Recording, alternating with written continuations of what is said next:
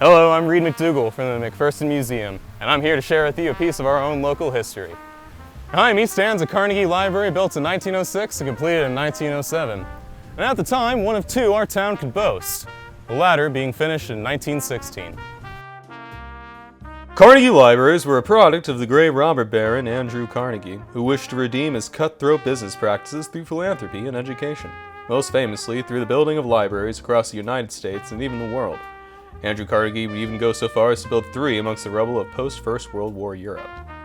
The Carnegie libraries are remembered thanks to their impeccable craftsmanship, the early communities that sought them, and their meaning in the overall quest towards attaining that ever-important American dream.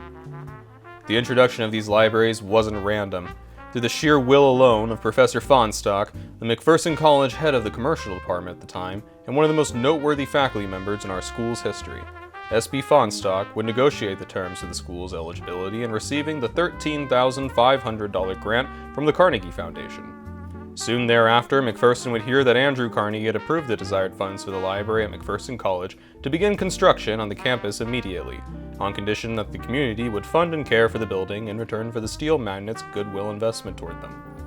The library's cornerstone was laid in 1906, and the rest of the building would be finished swiftly by the next year on September 10, 1907. The town had gathered that day for light refreshments and a dedication by the president of the University of Kansas, William L. Burdick, in honor of the college's acquisition. An interesting side note about our college's library in particular is that on September 6, 1907, the library received 11 fine replicas of Italian Renaissance masterpieces from artists like Caravaggio as a gift to the Mcpherson College Carnegie Library by the Italian King Victor Emmanuel III. The value was upwards of $50,000 in 1907, about $1,378,000 in today's money. In its early life, the library was run by students. Mcpherson College's Carnegie Library would not see its first librarian, Miss Margaret Walters, until 1920. The college library would receive an anonymous $2,000 gift, about $25,000 today, to aid in acquiring books and paying utilities.